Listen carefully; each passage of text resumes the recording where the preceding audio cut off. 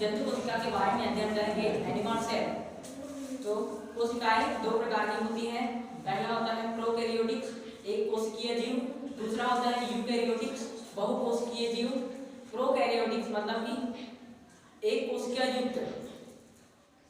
कोशिका युक्त मतलब जिन जीवों का शरीर एक कोशिका से बना होता है, जैसे कि पैरामीशियम, अमीबा, नीलहरी शैवाल, जीवाणु इत्यादि। यूकैरियोटिक्स बहुकोशिकीय जीव अनेक कोशिका युक्त मतलब जिन जीवों का शरीर एक से अधिक कोशिकाओं से मिलकर बना होता है, जैसे कि पेड़ पौधे, जंतु, मनुष्य इत्यादि। अब बात करेंगे जंतु कोशिका में जीव द्रव्य की। प्रत्येक कोशिका में प्लाज्मा झिल्ली के अंदर एक तरल चिपचिपा पदार्थ पाया जाता है, जिसे हम सभी जीव द्रव्य कहते हैं। जीव द्रव्य को प्रोटोप्लाज्मा भी कहा जाता है। सन 1939 में जे परकिंजे नामक वैज्ञानिक ने जीव द्रव्य को प्रोटोप्लाज्मा नाम दिया और सन 1963 में हक्सले नामक वैज्ञानिक ने जीव द्रव्य को जीवन का भौतिक आधार कहा। यहाँ पर एक प्रश्न उठता है कि जीव द्रव्य को जीवन का भौतिक आधार क्यों कहा जाता है। दो कारणों से जीव द्रव्य को जीवन का भौतिक आधार कहा जाता है। पहला कारण है सभी जैविक प्रक्रियाओं को संपन्न करने वाले कोशिका के विभिन्न अंग कोशिकांग जीव द्रव्य में पाए जाते हैं, ये पहला कारण है। और दूसरा कारण है जीव द्रव्य हमारी कोशिका जो अकेले ही एक जीव बना सकती है, ये दूसरा कारण है। इन दोनों कारणों से जीव द्रव्य को जीवन का भौतिक आधार कहा जाता है। अब हम बात करते हैं प्लाज्मा झिल्ली की। सभी पादप व जंतु कोशिकाओं में जीव द्रव्य के चारों ओर एक पतली लचीली झिल्ली होती है, जिस झिल्ली को हम प्लाज्मा झिल्ली कहते हैं।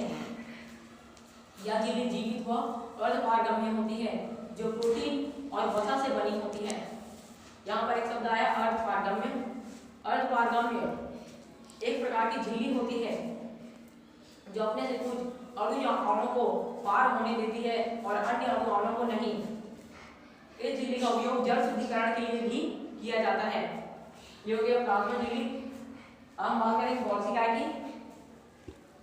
हमें जंतु कोशिका तस्करी नुमा कोश कई परतों में दिखाई देती है। यही संरचनाएं कोशिका कहलाती है। ये तस्करी नुमा कोश है, इनमें कई परतें होती हैं, लेकिन हम इन्हें अपने नग्न आंखों से नहीं देख पाते। अब हम बात करते हैं कोशिका के कार्यों की। कोशिका का कार्य होता है विभिन्न रासायनिक पदार्थों का सत्रावण करना। सत्रावण मतलब बाहर करना। जैसे कि एक फिल्टर मशीन जो हमारे पीने लायक जल है उसे अलग करता है, जो जल हमारे पीने लायक नहीं है उसे अलग करता है। उसी तरह गौधिकारी जो पदार्थ हमारे शरीर के लिए हानिकारक उसे पसीने के माध्यम से हमारे शरीर से बाहर करता है। जो पदार्थ हमारे शरीर के लिए हानिकारक नहीं है उसे हमारे शरीर के अंदर रखता है।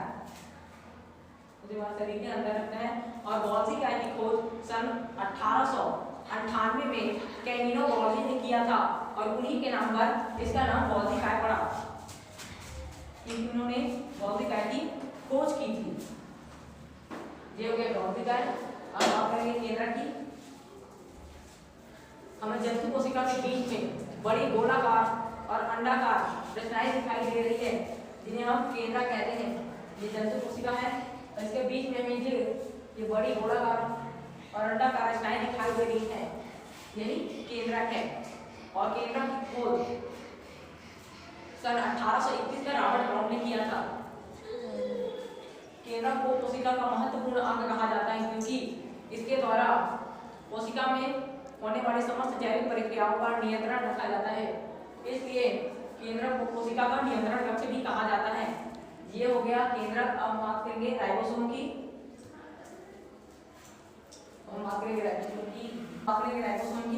अंदर प्रद्रव्य जालिका की झिल्लीदार सतह से सटे हुए या फिर कोशिका द्रव्य में बिखरे हुए कुछ कण पाए जाते हैं, जिन्हें हम राइबोसोम कहते हैं। और उन्हीं कणों का कार्य होता है प्रोटीन का निर्माण करना। इसलिए राइबोसोम को प्रोटीन की फैक्ट्री कहा जाता है।